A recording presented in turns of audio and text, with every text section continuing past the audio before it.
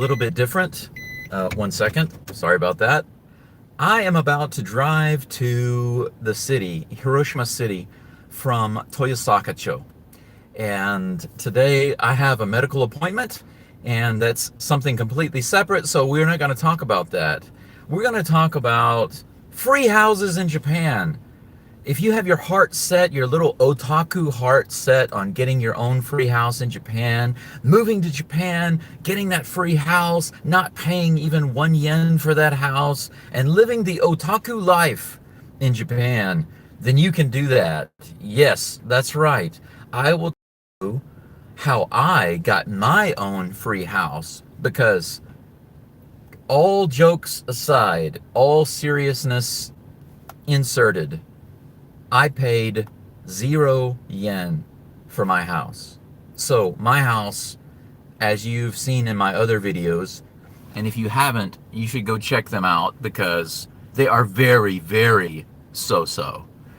But my Kominka, which is a very old Edo period house, it needs a lot of work, a lot of cleaning, renovation. It has some serious issues that need to be done and some other issues that need to be done. I'm having challenges every day with that house.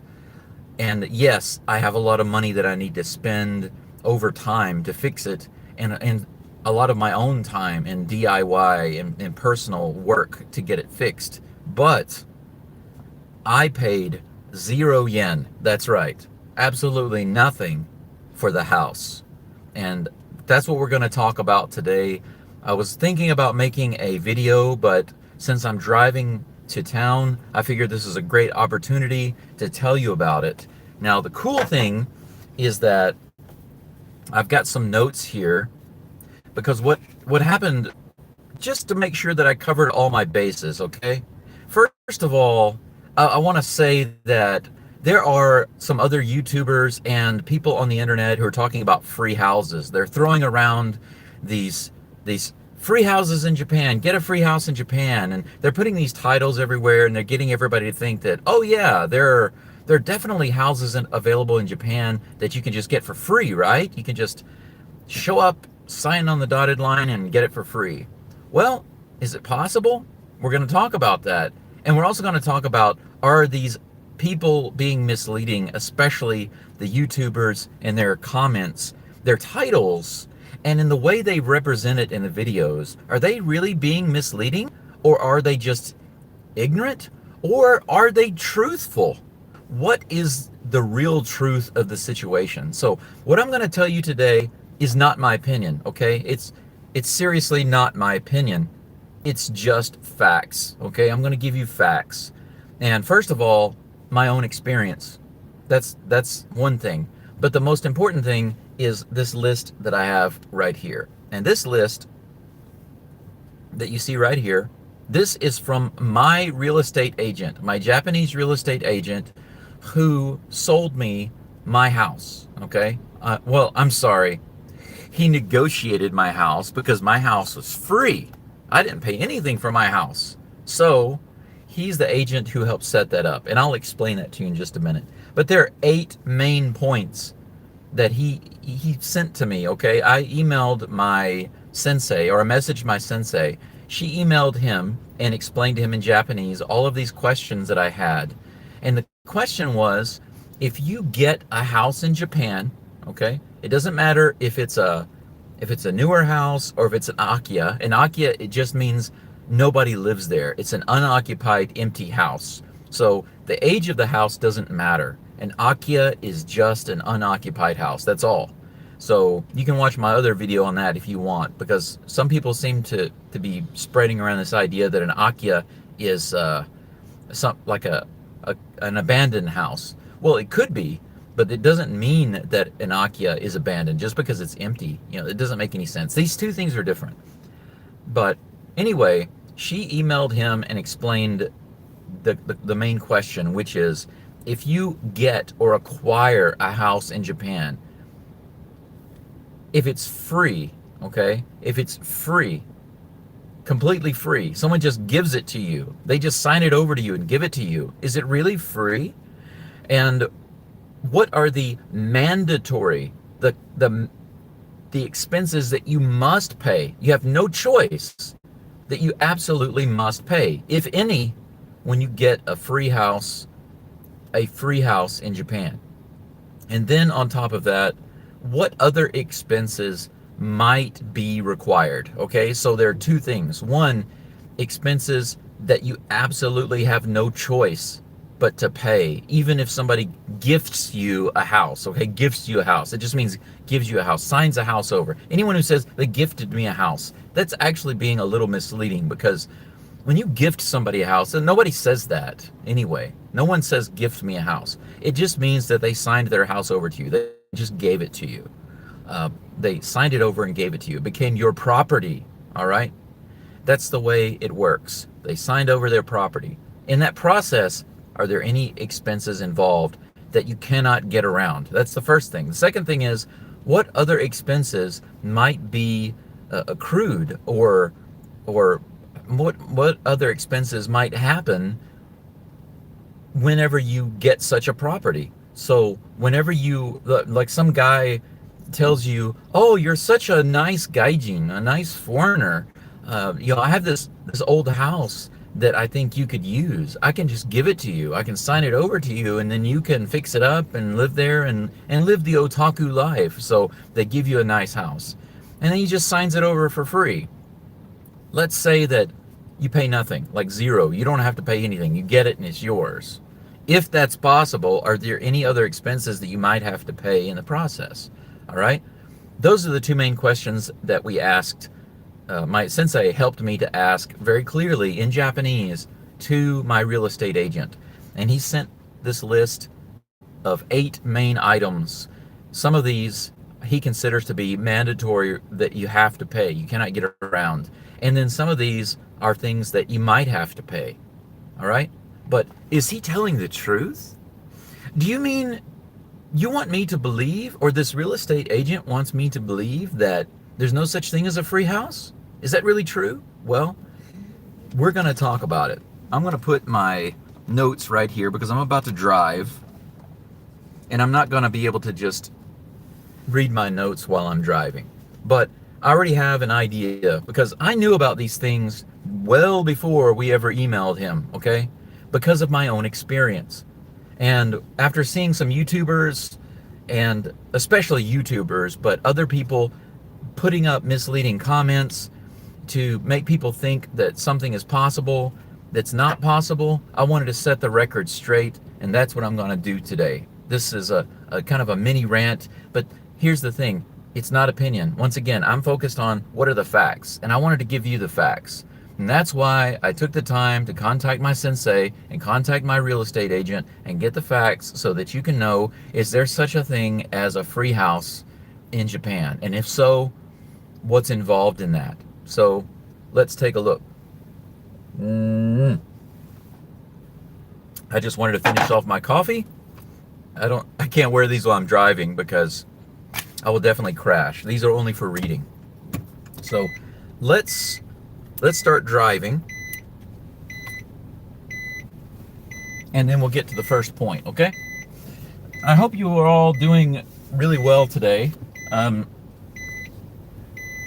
Headed, like I said earlier, I'm headed to the hospital in Hiroshima. It's going to take me more than an hour to get there, but this video is not going to be that long. This video is only going to be long enough for me to explain to you the details of possible expenses of a free house in Japan. Oh, I got the green light. Good. Perfect. Flawless victory. All right, it's a beautiful day today. It's supposed to get up to like maybe 12 degrees or so. On one hand, it's nice that I'm driving on such a beautiful day. I don't have to worry about terrible weather and stuff like that. But at the same time, it would be a wonderful day to be working at the house and doing stuff there. However, yesterday my plumbing kind of came apart, so I'm a little annoyed with that. So in a way, I'm happy to take a break and get away from there. But anyway, let's get back to the topic. Free houses in Japan. Well, according to my real estate agent, Nishitahata San, he says that there are 8 things to consider, all right? And the first one is there is what is called an acquiring a property tax. Now, as strange as it may seem, in Japan, they sometimes have this tax that's called acquiring a something. For example, acquiring a car tax, acquiring a property tax. So it's not a sales tax. It's literally a tax that you have to pay because you acquire, all right? You acquire a property. Now, it's very important you understand the wording, because when you acquire something, it doesn't necessarily mean that you bought it. It could be given to you. And when it's given to you, you still have to pay. And the acquiring a car tax or the acquiring a property tax, they're figured a little differently. But as it relates to property, they take the value, the current estimated value of the property, and they may or may not figure in the sell price. That, I don't know. I don't think that they do. But regardless, all property in Japan, no matter where it's located, has a value. Okay, and that's something that you need to remember. Every single piece of property contains land, okay? So even if the house is crap, or maybe there is no house on the land, the property itself still has value, and they are going to put an acquiring a property tax on that acquisition, okay? So if I decide to just sign over some empty land to you, you're still going to have to pay an acquiring property tax, okay? So, number 1, acquiring a property tax. If your land and or house, your total property, has a higher value, you're going to have to pay a higher acquisition tax. So, keep that in mind. That's something that's mandatory. You can't get around it. You can't avoid it. It's impossible. If you don't pay it, you're just going to get hassled by the government, and probably you get in trouble eventually. It is a mandatory tax, okay? So, there you go. That's point number 1. Point number 2 that my agent, Nishitahata San, says that you have to pay. Now, this can be avoided in the short term if they are already paid, and that is the current due or past due property taxes. This is different than the acquisition tax. When you're actually getting a property, that's the acquisition tax. But it's possible that the property that you are acquiring or buying has some past due or current due property taxes. These are yearly taxes that are assessed and levied on the property every single year. Every year you have to pay. If you acquire a property that has past due taxes, they are due the day you sign. They have to be paid. You can't just acquire a property that has like $1,000 or $10,000 or $20,000 of taxes back due and not pay those. You can't. You have to pay them. That's why some people, when they get an Akiya or a property in Japan that's coming from the tax assessor's office, the main thing that they're paying, and sometimes the only main price that they're paying for the property is the back due taxes, and they pay nothing for the property itself. They just pay the back due taxes, and then the acquiring the property fee and a couple of other fees, and then they get the property. So essentially they pay zero. So the house is free, but the taxes are not. The property taxes they have to pay. The acquisition tax they have to pay. So the house is still free, but the property taxes have to be paid. In my case, even though I paid zero for my house, that's right, my house was free, and the property taxes were already up to date. In other words, the family that I bought the house from, they had already paid the property taxes, and they kept those current every single year, and they paid those all the way through the end of 2021. When I bought the property, on Christmas Day in 2021, all of those property taxes had been paid for the year. So I owed 0 property taxes. So I didn't have to worry about that. However, once again, if you get a property in Japan, whether it has a house on it or not, there are going to be some type of property taxes. You have to find out if those are already due or past due, because if they are past due, then you're going to have to be responsible for those when you buy the house. So that's point number 2 to keep in mind. Now, like I said, it could be avoided if the people, the owners, have already kept those up to date and paid them. But in a lot of cases, these Akiya, especially if you go to the tax assessor's office, you can be guaranteed that they're gonna have taxes owed, and you'll have to pay. Even if the house is free, you'll have to pay. All right, I'm coming up to a red light here, so I'll take a look at point number 3. Point number 3, Nishitahata San told me the Scrivener's fee. Okay, for those of you who don't know what a Scrivener is a legal paperwork maker, basically. So when you buy a property or acquire a property, all right, those are a little different. If you acquire property, of course you buy it, but just because you acquire property doesn't mean you buy it. Someone could sign it over to you. So you could say, yeah, I got a free house. Well, yeah, you got a free house. Oh, lots of traffic, something going on up here. So yes, maybe you got a free house. So that's true, but it's also misleading, because what about the Scrivener's fee? You have to have the paperwork drawn up, right? Can you avoid that? Maybe.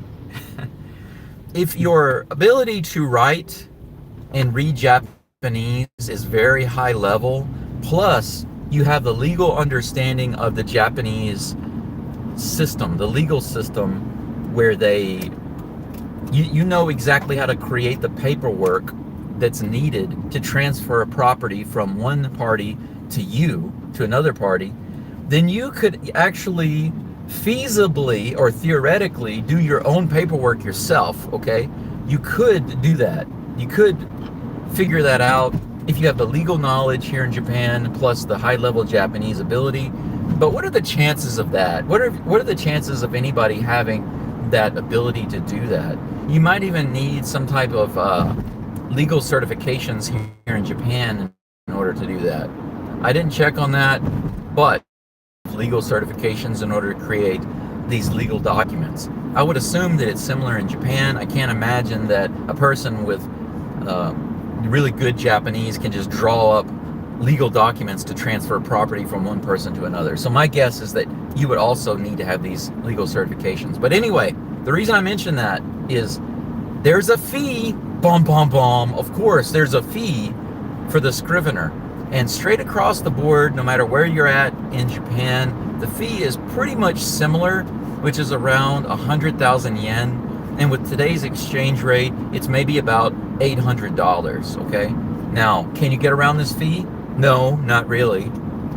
Unless, like I said, for some strange reason, you can not only understand all the high-level Japanese in the documents and create it yourself, but you're also licensed and registered and able to create the legal documents and use them. If you're able to do all of that, then maybe you can avoid the Scrivener's fees, but otherwise you're going to have to pay those fees. So let's say that someone gives me a property. They gift me a property that I don't have to pay for.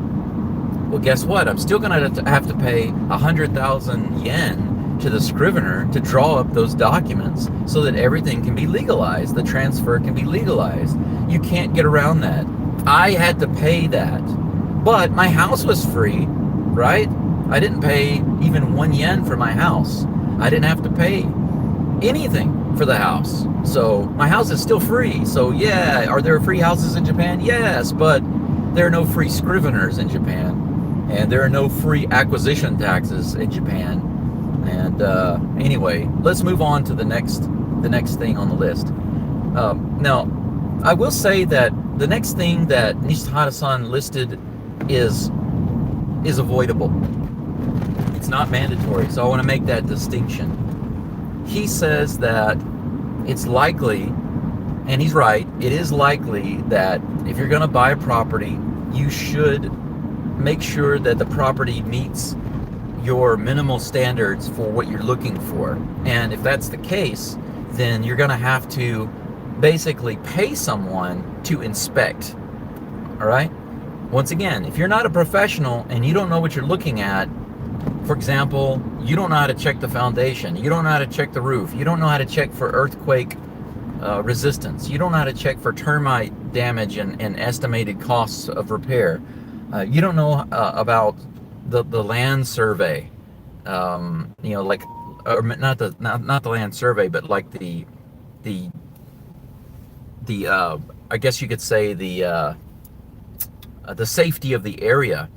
If you need to consult with somebody or pay an inspector, guess what? That's not free. So the house is free. Yeah, I paid $0 for my house.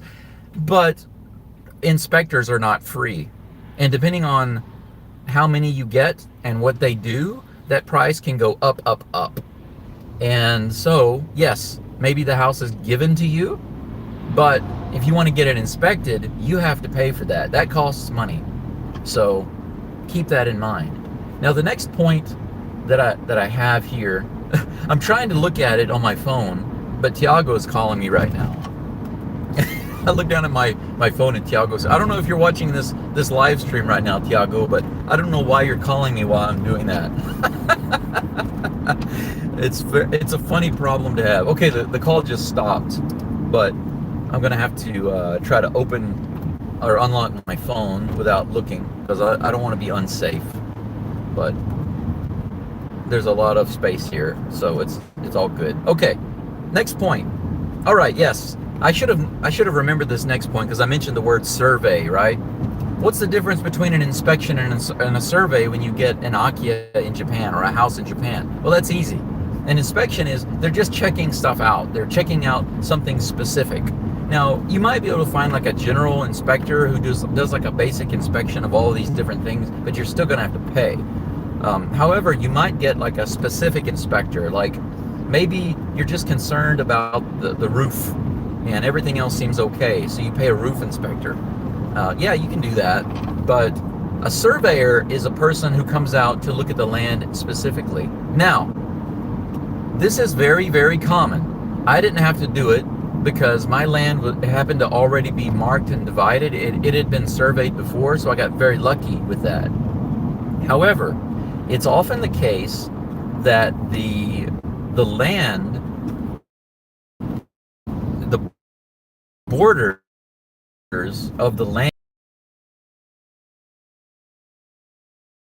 anyway, moved over the years, and they have to be considered. You can't have this. For example, the Scrivener can't make the paperwork unless they know exactly what the borders are. They need to know the exact piece of land and how far in each direction is yours, and they have to check with the other owners and in the other land that's around. They have to get all the correct information so that they can create the proper, accurate legal documents. Without that information, the Scrivener can't create your documents. So in many cases, you have to get your land surveyed.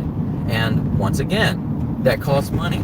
So the house, yeah, the house is free, but the survey, no, it's not free. And how much does a survey cost? He mentions it here. He said it depends. Nishitahata San, my real estate agent, he says that it depends on the land and how much needs to be done, but as a general guide, you're probably looking at paying 300,000 to 400,000 yen. All right, did you hear that?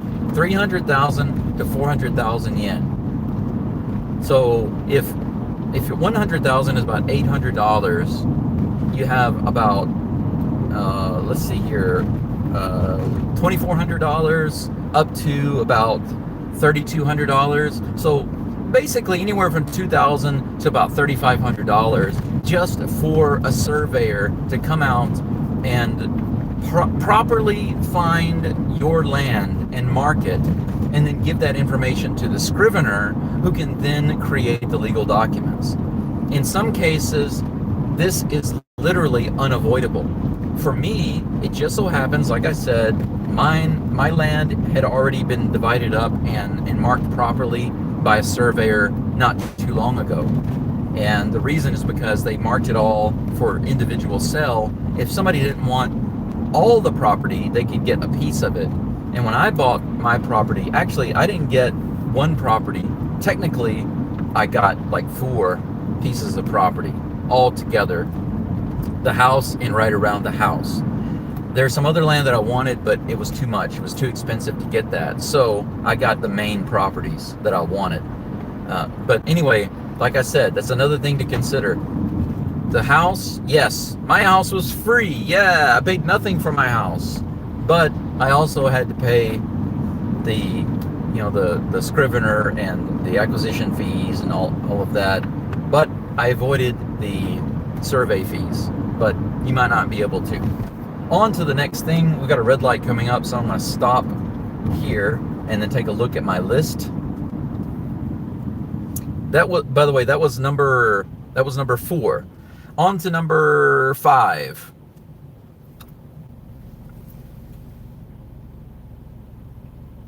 Oh, I'm sorry, that was number 5. The inspection was number 4. I'm sorry about that. Okay, the next one, number 6. This one's pretty easy. You have the agent or middleman's fee. In my case, I had an agent, so I paid him a fee. And his fee will be like a percentage of the sale, the overall sale of the property. Of course, you might think, well, if someone is just giving me or gifting me a house or property, then I don't have to pay the agent anything. Well, who's the middleman? Because the Scrivener is not the middleman. He's just the guy who makes the paperwork. You still need somebody to be the in-between guy. And if you don't speak Japanese well, then you definitely have to have a middle person to communicate between you and the Scrivener and possibly and the seller or the giver, the gifter, whatever you want to say, and then possibly the surveyor and the inspectors and all of the other people. You need somebody to do that. If you just say my Japanese friend is going to do that, it's likely you don't have such a friend in Japan, because they have to be kind of knowledgeable about those things, and it would take a lot of time. Plus, the idea of having a Japanese friend who's that close to you, who would be able and willing to do all those things, is not likely. If you tell me that you had somebody like that, oh, I have a great Japanese friend, well, you're in the rare group of people that, I mean, I have some good Japanese friends. I would say that my closest Japanese friend in Japan is Koji. Koji is a great musician. He lives in Tokyo. He might be watching this. I don't know. I can't see the chat, guys, because I'm driving. But I will say that I wouldn't even ask Koji to help me with these things, because it takes a lot of time. And it's a topic or a subject matter that he probably doesn't really know about. And it would take him a lot of stress and a lot of time and energy to try to help me out with this and talk to all these different people. So anyone who says, oh, you can get help from a local person, you can get help from a Japanese friend or a Japanese colleague, or no, you can't. You can't ask them to do something like that. It's too much. You're gonna have to get like an agent or some type of agency or middleman to do this, and it's not free. Typically, they take a percentage of the transaction, and if you say, well, my house is free, so they will get nothing, well, no, that's not true, because number one, the property itself has value, remember? And second of all, even if you're in a situation where the property had no value, which is impossible, they're still going to have a fee that they're going to charge you. And that fee has to be figured on a legal basis. Legally, the government has a cap on how much they can charge for like a type of Akiya that's just an empty house or whatever it is. There's a limit on how much they can charge. But the point is, they're going to charge you. You can't just get a service for nothing. So anyone who says they didn't have to pay a middleman or a real estate agent to do any of that is full of nonsense.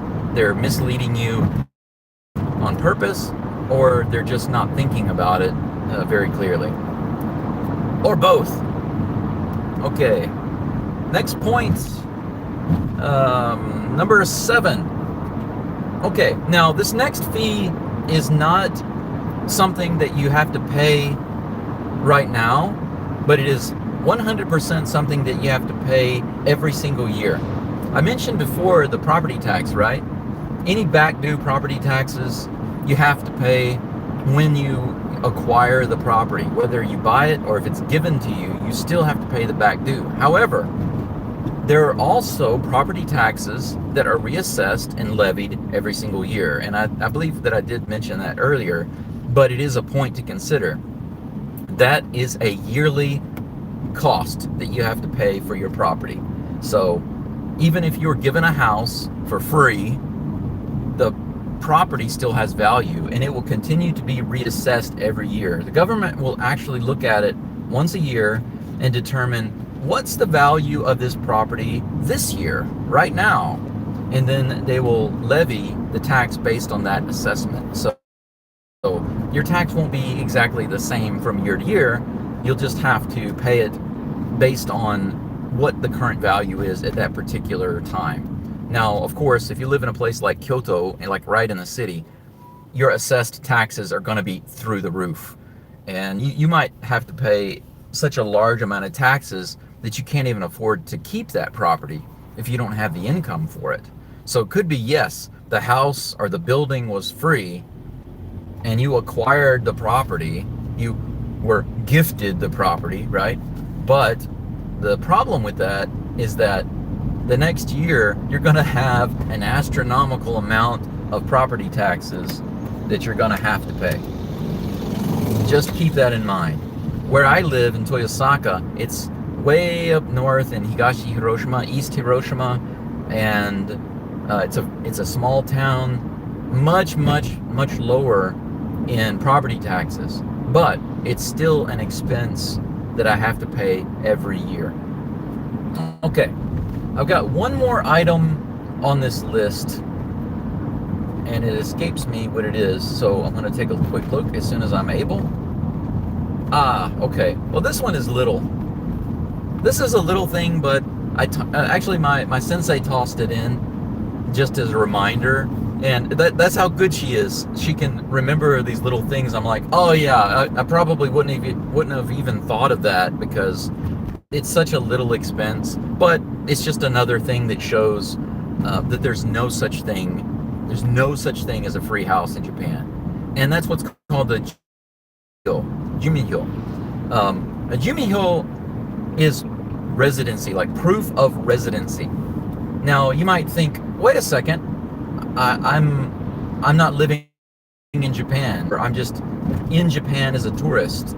I don't have residency in Japan, so how can I get a Jyumin? Well, it's just proof of residency, that's all. It doesn't mean that you have to provide proof of residency in Japan, because if that were true, then you would either have to be a temporary resident like me, because I'm a worker here and I have temporary residency through my job, or you'd have to be like a permanent resident.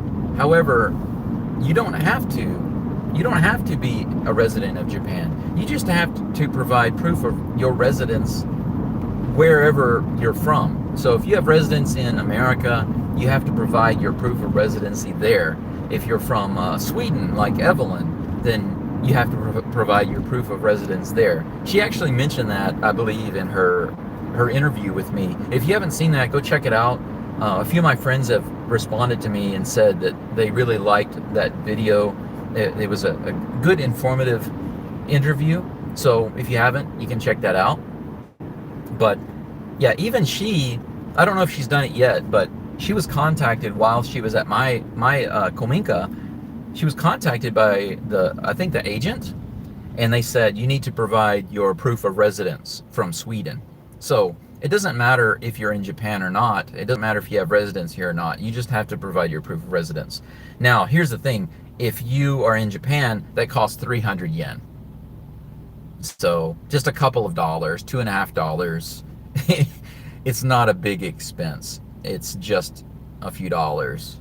But if you live in Japan and you didn't have to pay all the taxes or the inspection fees or the acquisition fees or any of that other stuff, you still have to buy a Jyumin, a residency certificate to show your residency, and that costs about $2.50. So is there such a thing as a free house in Japan?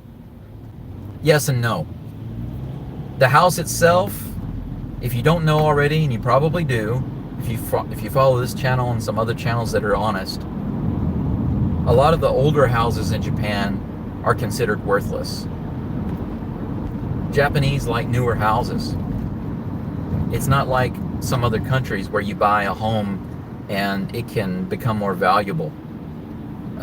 It's not like that here. Newer homes they want, but as soon as you buy them, it's almost like Japan's housing market are like cars. You buy a car, and as soon as you buy it, the value starts to go down. And then after so many years, you don't want that car anymore. You want something new.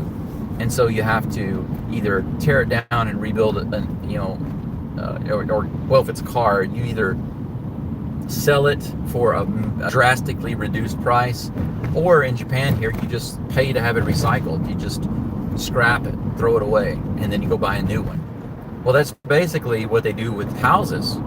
They have a new house, it gets to a certain age, they think it's too old, they'll tear it down and build new ones.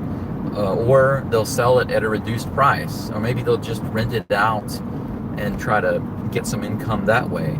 But in general, when it comes to buying a house to live in and stay in as your main house, most Japanese don't go out and look for a Kominka like mine. It's not their idea of a nice house. So the government even considers these houses, a lot of them, completely worthless. You heard me right. My house, a huge Edo period Kominka, beautiful, historical, lots of cultural value, considered worth 0 yen. So when I got my house, that it is true, I got my house for free. That's true. My house was free.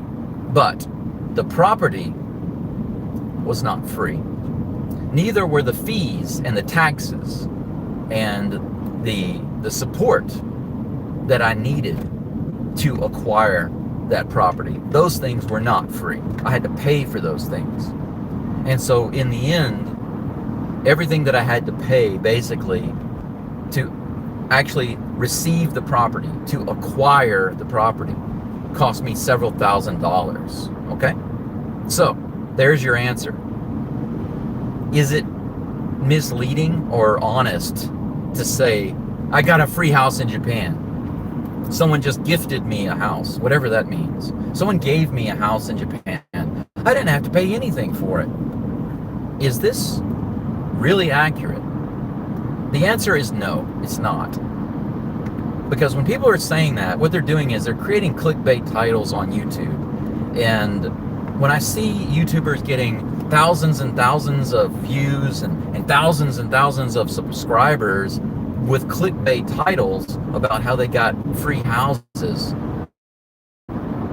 that's nonsense. I don't believe in nonsense. And that's why I made this video. Number one, to get it off my chest.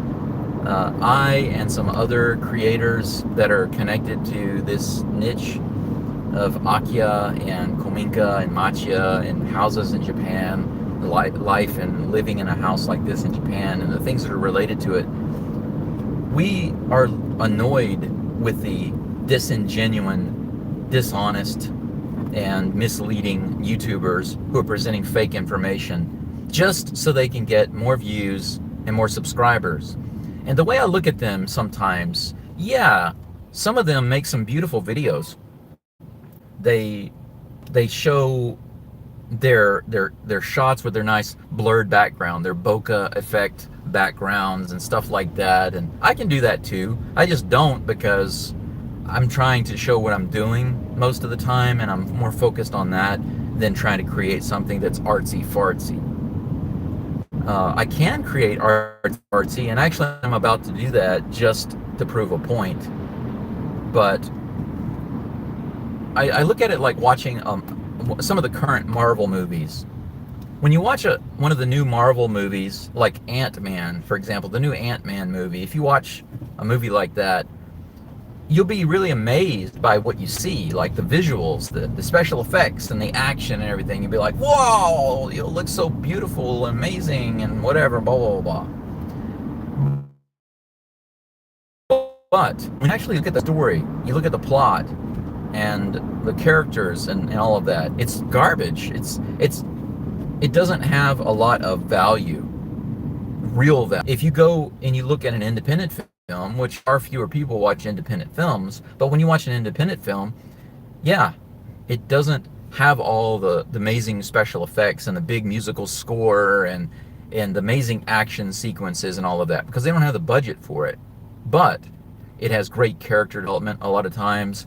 They have excellent acting, great plot, wonderful story, superb direction, and it's a very deep, meaningful film. A lot of independent films are like this, and that's basically what I'm going for with what I do.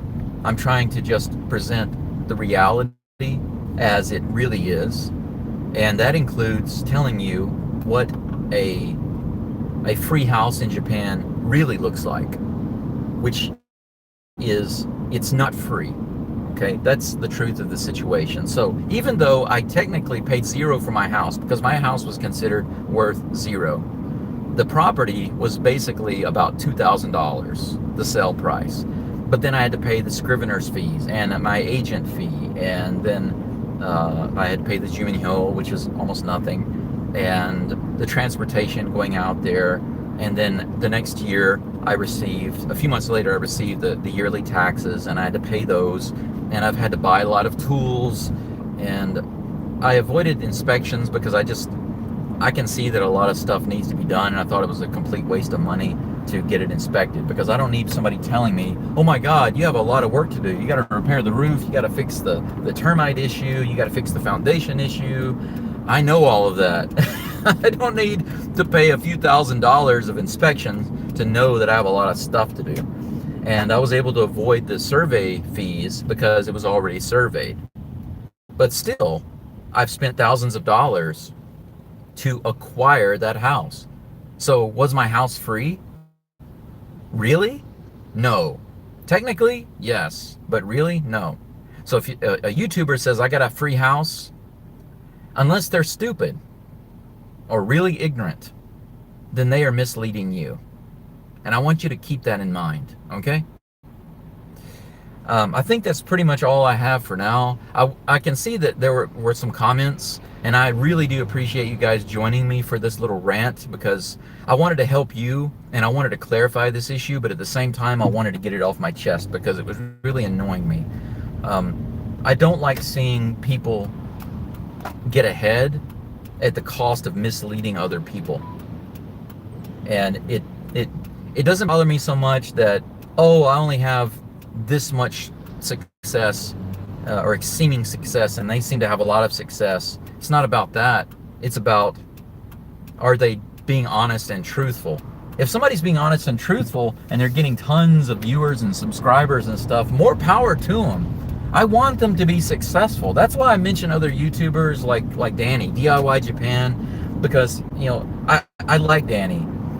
I can even learn some stuff from him, because he's already been doing some things in renovation that I haven't done yet, and I need to do stuff and learn. And that's one of the reasons why I recommend his channel, because his name is what he's actually doing, DIY in Japan. He's literally doing that. So when he breaks out the tile in his bathroom, like his recent video, and he does it in a funny way, that's the other aspect that I like. I appreciate those things. It's very similar to the way I like to do things. I really appreciate that. I learned something, it's interesting, it's entertaining, and so I recommend channels like that. But whether he has 800 subscribers or 80,000 subscribers, you know, I'm glad to see that he succeeds, and I'll keep recommending channels like that. However, when I see other channels that are at 20,000, 30,000 subscribers, just like that, like basically overnight, and I look at their content, and yes, it's artsy fartsy, it's visually appealing, but the content is misleading.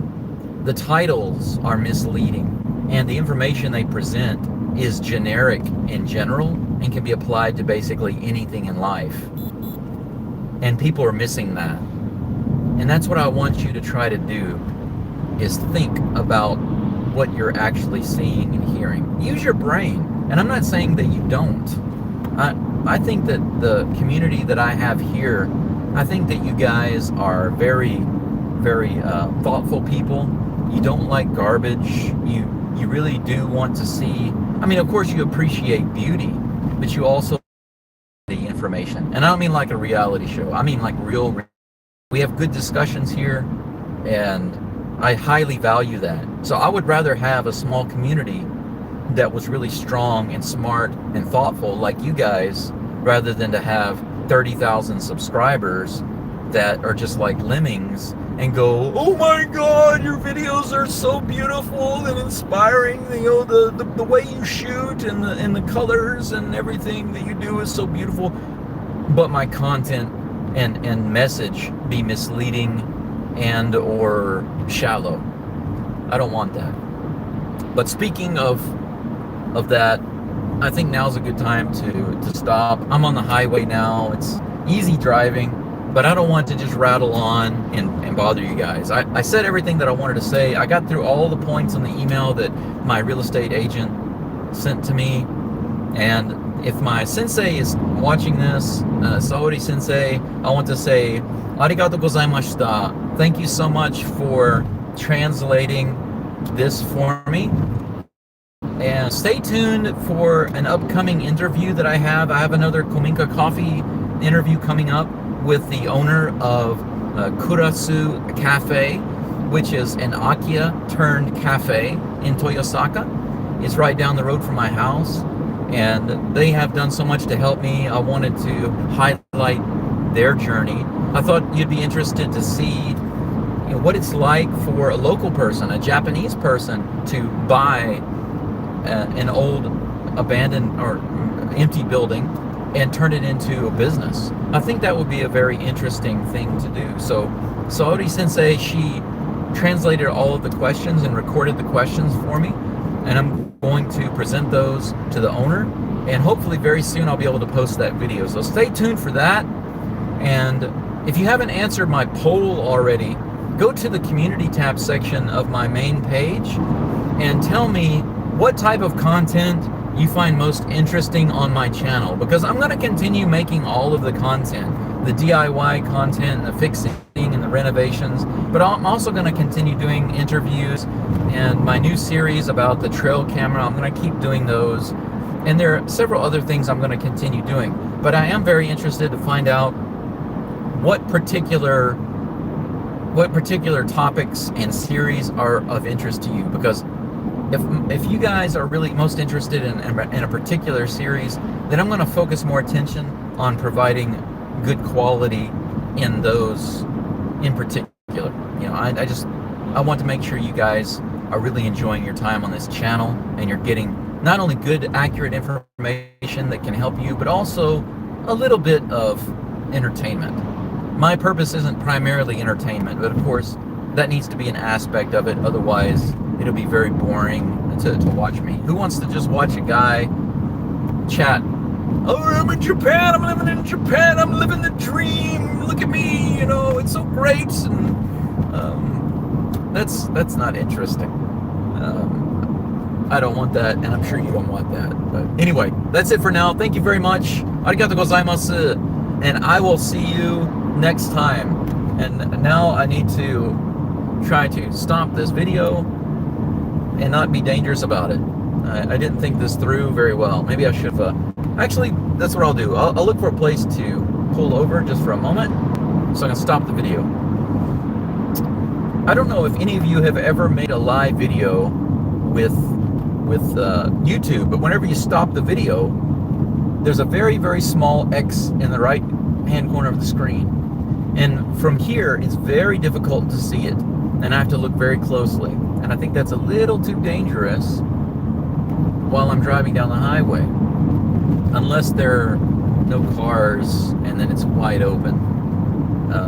So I feel like a fool now because I was saying goodbye and now I can't stop the video. So I guess you can just enjoy the beauty that is me. I would love to answer your questions right now if you had some questions, but if you do have questions, you can drop them in the live chat because I'm going to go back and check later, but you can also post them in the comment section. I would really appreciate you doing both. If you could put it in the live chat and post in the comment section, then that would help. I'm going into a tunnel, so I might lose the connection for a minute.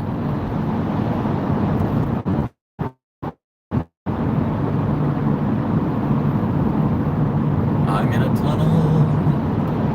Oh, gotta turn my lights on, I forgot. Okay. This is an exit. I don't need to exit. Definitely don't want to go to that much trouble just to stop the video. Well, until I find a place to stop, I'll just remind anyone who came in late what I'm doing right now. I just finished all of my main 8 items that my real estate agent sent to me about either mandatory or possible fees that you'll have to pay for acquiring a property in Japan. And I'm driving to Hiroshima City, where I will have my monthly medical exam. They're going to do some blood work, check my kidney function.